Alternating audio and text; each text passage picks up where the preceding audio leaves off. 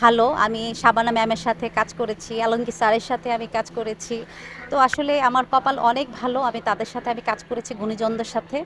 তো ওনাদের কথা আসলে অনেক মনে পড়ে। আমরা নির্বাচন করছি। আমি তো আগে ৪ বার কার্যনির্বাহী সদস্য ছিলাম, ৪ বার।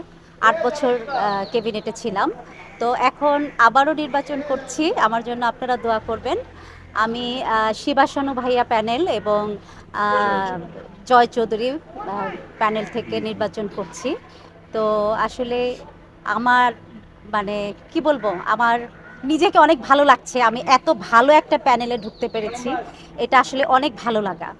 নিজেকে নিয়ে আসলে প্রতিবারেই প্রত্যাশা করি।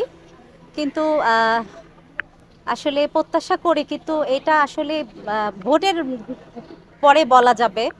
আমাকে আমাদের ভোটার ভাই বোনেরা মানে আমাকে কেমন ভালোবাসে, আমার শ্রদ্ধেয় গুরুজনরা, আমার ভালোবাসার মানুষরা সবসময় আমাকে ভোট দিয়ে পাশ করায়। তো এবার আসলে জানি না আমি মানে কি আসতে পারবো কি পারবো না, তবে আমি সবার কাছে আমি দোয়া চাচ্ছি আমার জন্য, যেন সবাই দোয়া করে।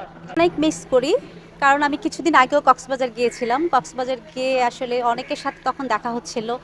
অনেকেই বলতেছিল আপা এখন শুটিংয়ে একটু কম আসেন, এগুলো শুনতে হচ্ছিল। তবে তখন অবশ্য মানে ঘুম থেকে উঠেই বারান্দায় দাঁড়িয়ে খুব মিস করতাম যে আমরা এই সময় আমরা মেকআপ নিয়ে শুটিংয়ে যেতাম দল বেঁধে। আমরা সেই কোথায় কোথায় আমরা কক্সবাজার চলে যেতাম। যেমন এবার আমার একটি ছবির আমরা গানের শুটিং করেছিলাম জাজ মাল্টিমিডিয়ার ভালোবাসার রঙের, আমি আর কাবিলা ভাই।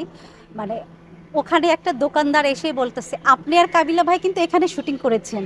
তো সেটা কিন্তু আসলে আমি অনেক মানে আমার এত ভালো লেগেছে যে উনি বলতেছে যে আমার এখানে কিন্তু আপনারা শুটিং করেছেন। তো আসলে এইরকম ভালো লাগা আছে সব শিল্পীদেরকেই মনে করি আমরা।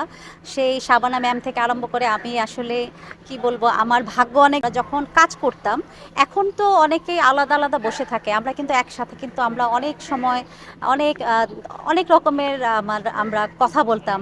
ধরেন একটা হাসির চুটকি বলছে, হ্যাঁ, বিশেষ করে কাঞ্চন ভাইয়ের কথা। কাঞ্চন ভাই কিন্তু আমাদের কিন্তু সেটে থাকলে অনেক হাসাতো কিন্তু। আচ্ছা, যেমন আগে আমরা এফডিসিতে আমরা কাজ করেছি, একদিনে আমরা ৩-৪ পার্টির কাজ করেছি। এখন কিন্তু দেখা গেল মাসে আমার একটা ছবির কাজ হয় কিনা সন্দেহ। তো এই সময়গুলো আসলে খুব খারাপ লাগে যখন ভাবি এফডিসিতে আসি। যেমন দেখেন আপনারা এখানে ক্যামেরা নিয়ে আপনারা এসেছেন, এখানে কিন্তু আগে থেকে কিন্তু বুক থাকতো যে শুটিং হবে এখানে, এখানে শুটিং হবে। তো আপনারা কিন্তু এরকম করে আপনারা কিন্তু ভিডিও করতে পারতেন না এখানে। তো আসলে অনেক কিছুই ভাবি, এক এক জায়গায় যাই।